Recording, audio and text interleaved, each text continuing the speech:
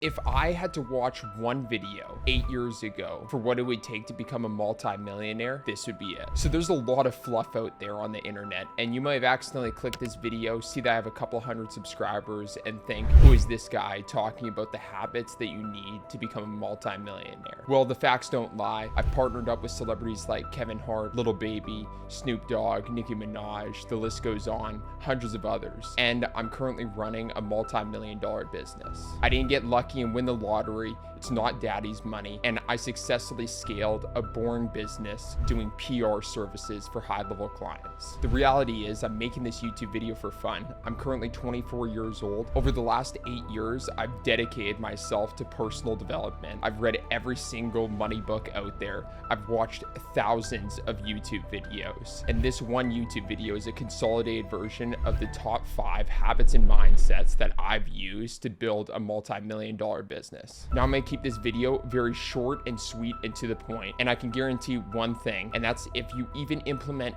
one of these habits slash mindsets by the end of this video and work on it for 90 days, you will be in a drastically different place in every aspect of your life. So the first habit that made me a multi-millionaire by the age of 24 is working out. Now this might sound ridiculous on how working out is correlated with success and money, and this is one of the biggest habits that has an indirect correlation with money, and a lot of the other habits that we're going to be getting into have more of a direct correlation. Now the aspect of working out, I want you to really look at yourself when watching this video. Maybe you have a bag of Doritos at your desk. Maybe you haven't worked out for months. Maybe you've never worked out ever. Maybe you can't even look down and see your waistline.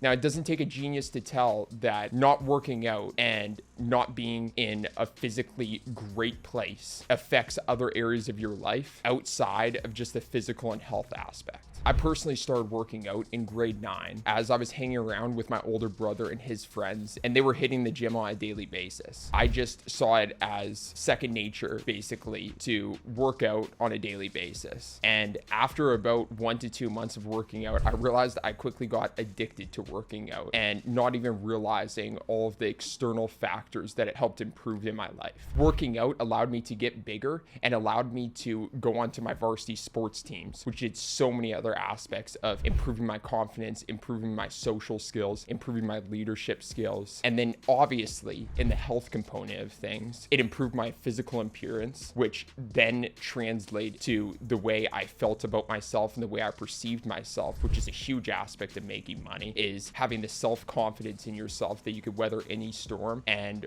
really conquer anything in life. After talking with a lot of people who I'm associated with in business who also work out on a consistent timeline, I found that they got into working out in a similar way, which is basically falling into working out and then falling in love with working out for all of the amazing benefits that has after a certain period of time. The thing that's amazing about working out, especially if you don't work out currently, is there's a huge newbie curve right at the beginning of working out. And what that means, in the first 1 to 2 months, you're going to get the biggest newbie gains, and you're also going to get the biggest newbie improvements of your lifts in terms of the weight that you can lift. So marginal increase, such massive marginal increases in improvement right at the beginning of working out than you'll ever experience during your entire career of working out. So what this means is I firsthand experienced this in grade 9 when I first started working out. I couldn't even lift the barbell, and it was actually a huge motivating factor for me to get into the gym in the first place, because my little brother was making fun of me that I couldn't even do a push-up, and that was very hard for me to hear. And when I first got into the gym in grade 9, so you know, like the barbell that you do a bench press on, couldn't even lift the 45-pound bar. And within 2 weeks, I was lifting the 45-pound bar plus 25 pounds on each side. And that was by far the biggest marginal improvement in the shortest period of time. And that gave me a lot of motivation to keep continuing. Also, in terms of the physical aspect of things, when I initially started working out consistently, within the first 2 months, I could see more definition in my abs. I could literally feel my muscles getting bigger. And that was the catalyst to basically getting me addicted to working out. And I found this to be a huge aspect in my life where I've always wanted to make myself get addicted to healthy habits. So just like how people get addicted to smoking, vaping, all of these unhealthy habits, the reason they're getting addicted to those things is because they have triggers and response systems of a feeling that is associated with that addiction. So potentially the reason somebody smokes or vapes is because it gives them a relief, a sensation of freedom. Maybe it's the association of a break in their day to basically take a smoke or take a vape. It's a separation of this work life and this life that they don't really like compared to this relaxation. And what I found with working out is I was able to associate this activity of working out with very positive aspects of improvement in my life, which was very motivating for the long term. And to this day, I can't go even a couple of days without working out and having my mind just spinning. The last thing I want to touch on working out is the aspects of how it improves your work output. And I find that after a workout and working on a consistent basis, the amount of clarity and the amount of thinking capacity, creative capacity that I have is unbelievable. Now, the second habit of becoming a multi-millionaire is reverse engineering everything in your life. Now, this comes back to an aspect of goal setting, but so many people in this world aren't getting to where they want to go in life because they don't even know where they want to go. Imagine you're a plane taking off and flying all the way across the world. So where you're taking off is where you currently are at, and the destination that you're going all the way across the world is where you're trying to get to in the future. If you're taking off and you are even 1 degree off in terms of the location of taking off, or at any point during the flight, you will be landing in a completely different place in the world, likely a different country, maybe even a different continent. And so what you have to do and reflect on your life is maybe you know this vague image of where you're trying to get to in life. Or some of you might have never even asked the question to yourself of where you're trying to get to in life. So how can you expect to get to an end destination when you don't even know what that end destination would be? So I thankfully learned this skill set of basically reverse engineering goals at a very high level after I read the book Think and Grow Rich. And it's an absolutely amazing read where it compartmentalizes and really gives you an exact action plan on how to long-term goal set and future pace out exactly what you want in your future life. So after reading this book, Think and Grow Rich, what it told me to do is it told me to set a very large goal. Usually it has to be tied to something monetary because it's one of the easiest milestones to track accurately. And so for me personally, it was I wanted to buy a private jet that was worth $50 million before the age of 30. So I wrote down the exact timing of this very large goal. I wrote down the exact monetary value of what I wanted to achieve. And then with every single goal, you have to be willing to give up and sacrifice something, because in this world, absolutely nothing is free and you have to pay for everything in life, unfortunately. And so what I put is that I was willing to sacrifice 160 hours of work at an absolute minimum every single month for the next 10 years of my life in order to achieve my end goal. Now, this was just one goal, and within this one goal, then you have to break down the aspects and reverse engineer how you're getting there. So in order to justify a $50 million expense of a private jet, what type of business do I have to be running? What type of person do I have to be in order to run that business? And really reverse engineering it down year by year. What do I need to be achieving 5 years from now in order to be on track for that 10-year goal? What do I need to be doing today, this next week, this next month, in order to be on track to those 5-year goals, and then inevitably to that 10-year goal? Now, this is just one massive goal, and I have hundreds of these, and I've now done this same goal setting framework with the people that work at our company, where it's setting the goal, setting an exact timeline of the goal, setting what you're going to be giving up in order to achieve that goal, and then reverse engineering how you're going to be obtaining that. I found this to be one of the biggest components of my success, but also of my mental clarity of knowing the exact direction I want to go in life and having an exact plan to get there. Now, when you create this plan and you create these goals,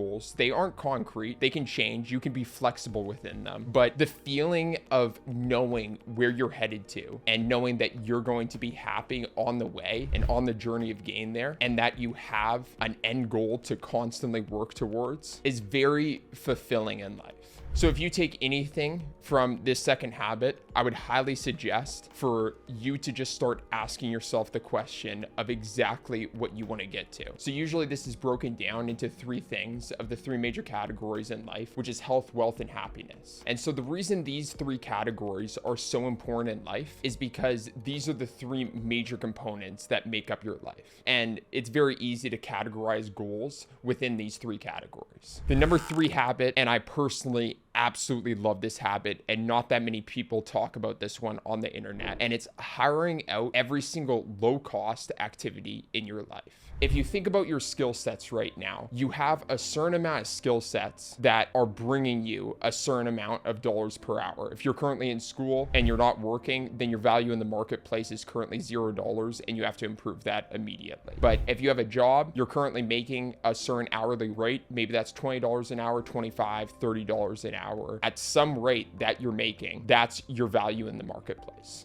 currently. Now, if you run your own business and you break down your yearly profit after 100% net profit, after you pay the tax man, after you do everything, and you divide that by the amount of hours that you worked within the year, then that's your hourly rate right now as like a self-employed individual if you're building a business. What I implore you to start thinking about, and I was told this by a mentor 4 years ago, it's the component of hiring out every single low-cost activity in your life and starting with the activities that you really don't like to do. Me personally, I grew up having to do chores around the house, which I'm personally very grateful for. I think it built me into the person that I am today. But things like doing dishes, things like cooking, mowing the lawn, cleaning the gutters on the roof, all of these things was associations of my childhood that I wanted to get rid of as soon as possible. And I knew certain aspects of things, for example, cleaning, I could hire out in my hometown for $15 an hour. So all I had to do when I was getting started up is be making more than $15 an hour in order to justify hiring somebody else to do that work. Especially since I didn't like that work, it made no sense for me to be doing that low dollar per hour work if I don't like it, plus I can be making more. Even if you make $17.50 per hour and you don't like cleaning, you should hire out somebody to clean for you.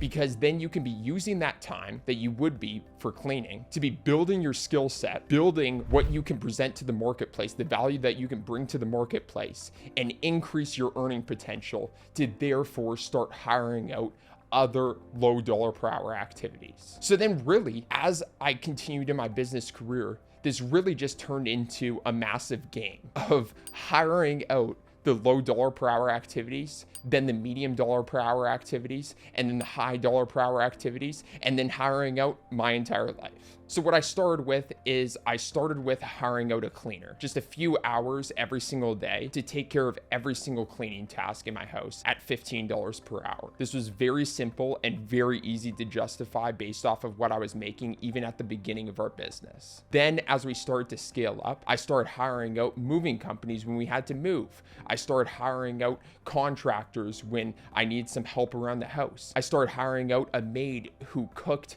and cleaned at the same time, did all of the laundry and everything. So it got to a point where I wasn't doing anything besides the work and increasing my skill sets for the amount of money I could be making. Now I have to put a note in here for any of the haters watching this, and it's the aspect of only hiring out the things that you don't like to do at the start. If you like to clean, then keep cleaning. Like again, all of this is really just to become the most successful version of yourself. And sure, success is normally defined as the monetary sense and getting to like more wealth and more income.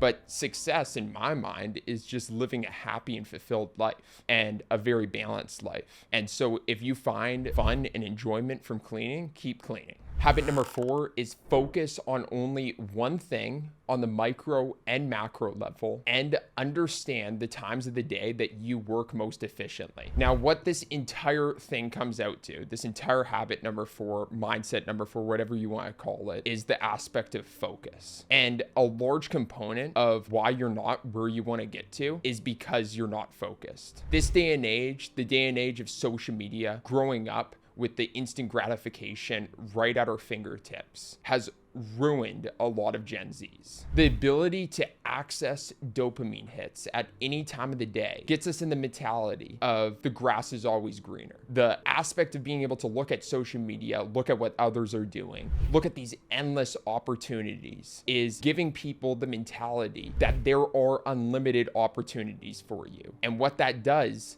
is it eliminates your focus in life. And focus is the number one greatest way, focus over a long period of time, to achieve anything that you want. And I learned this personally the extremely hard way of not focusing on one thing for a very long period of time. And just being completely transparent, focus is one of the number one things I'm continuing to work on. And I plan on continuing to learn, educate myself about, and continue to work on, likely for the rest of my life. Because the interesting thing is, as your income increases, and as your wealth increases, and definitely as your business expands, the opportunities in life that are presented to you just become bigger and more enticing. The shiny object syndrome doesn't go away of you looking for the bigger and better thing. Actually, it becomes worse, where the opportunities become so massive and so enticing that they're tens of thousands of dollars on the line if you just say yes to this one opportunity, but it's taking your time and attention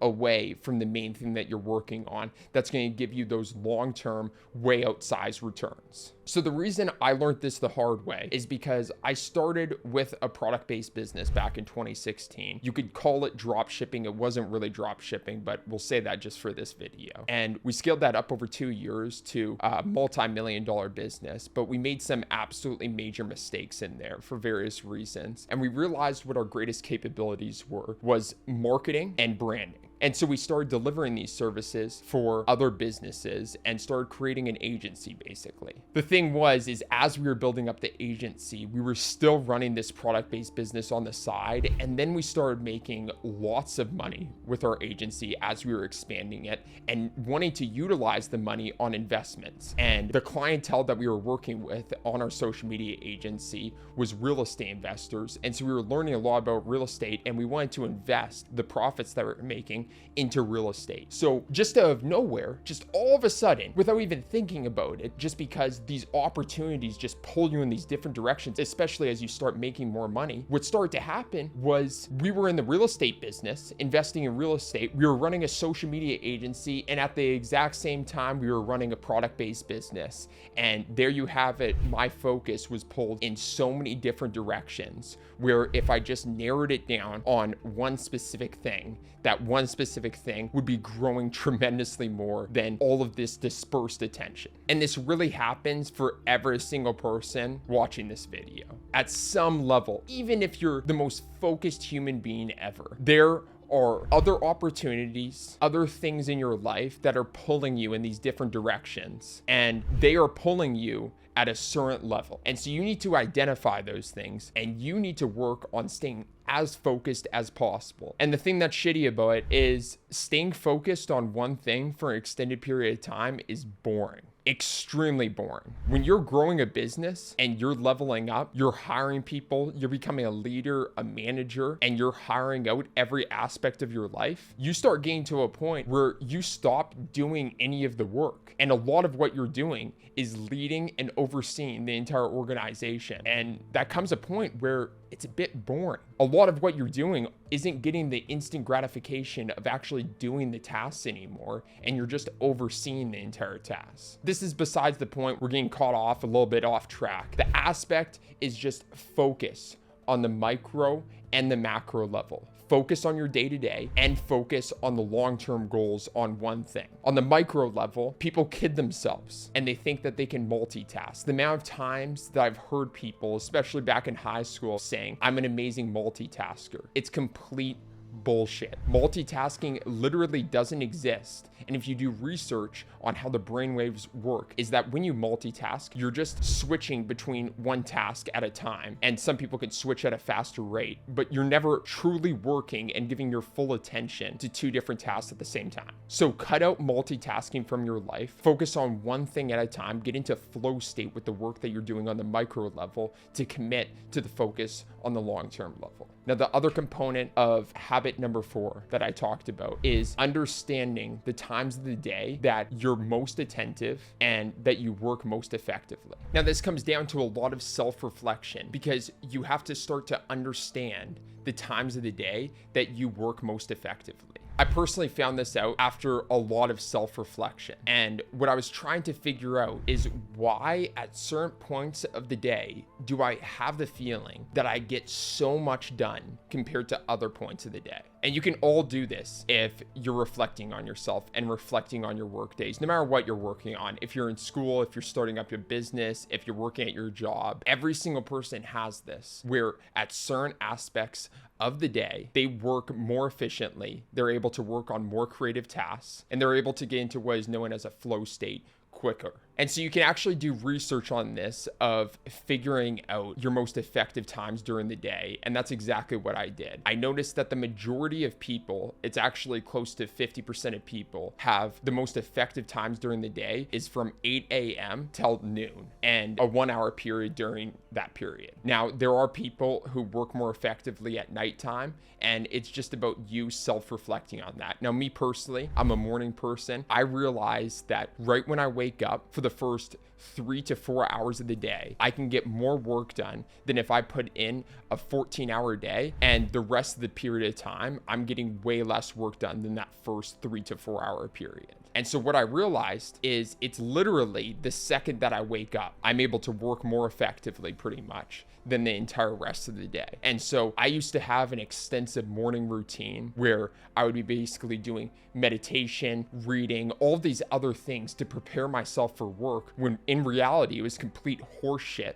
And all I needed to do was get to the work as quickly as possible. You don't need to prepare yourself for work if you know that your most effective times is right in the morning and getting right to work. Now, this might relate to you, but I found an extreme amount of stress in my life when I was doing my morning routine. I thought that I was helping my stress and overcoming my stress by reading, jogging first thing in the morning, meditating, all of these things first thing in the morning to prepare myself for work. And in reality, the reason I was stressed is because the only thing that needed to get done right then was the work at hand. Number 5, you could say that this is a habit, but it's more a mindset, and it's the aspect of stop quitting. Now, this is very easily said compared to actually actioned in life, but if you stop quitting, you'll get to where you want to go. You only lose if you quit. Michael Jordan said something along the lines of a quote of, "I've never lost a game in my entire life. The time only ran out." And that's exactly how I've lived my entire life, and how I got to where I am today is no matter how hard it's become in my life, no matter how big the business failure, no matter how massive of risk that we had to take and we ended up failing, I just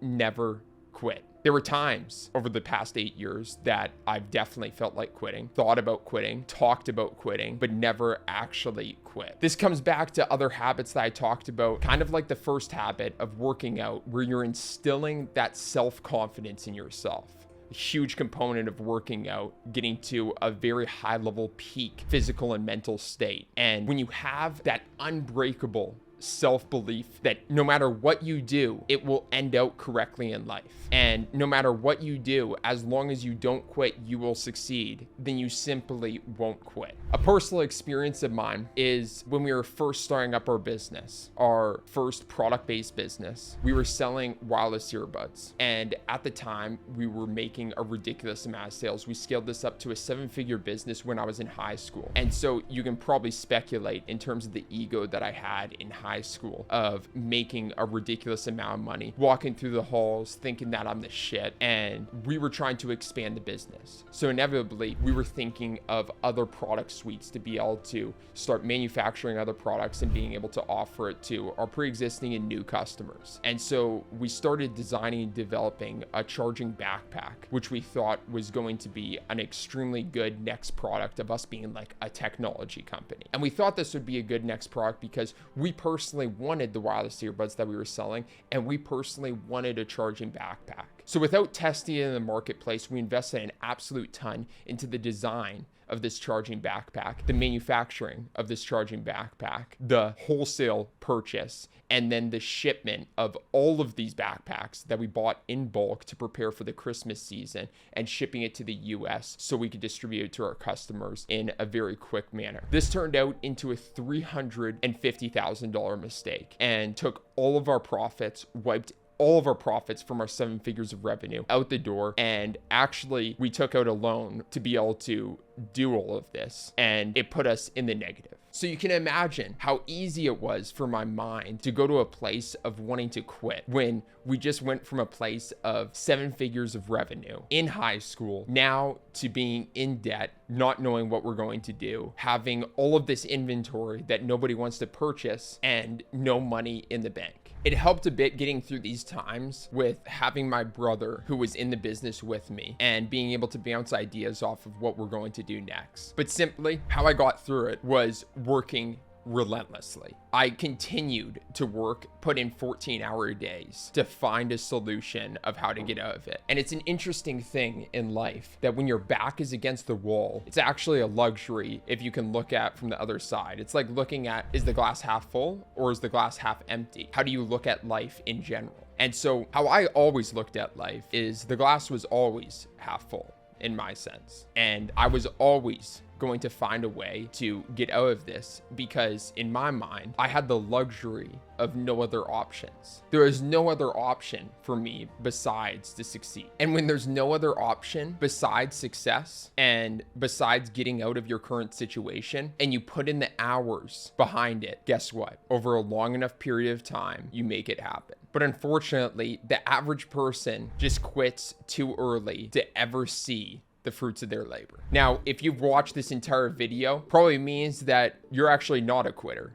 and you're actually going to be experiencing a lot of success in life, because I did drop some bombs of gems, a lot of stuff that I've learned over the past 8 years of obtaining multi-million dollars and building a multi-million dollar business. So hopefully this was valuable for you. Hopefully you can implement some of these things. All that I ask is subscribe to the YouTube channel if you're interested in hearing more of this type of content. Drop a comment below and let me know what types of other content, what types of other things that you would want to hear from me. And yeah, on to the next one. Hopefully you implement one of these habits at least over the next 90 days, and I'll catch you on the next one. Peace.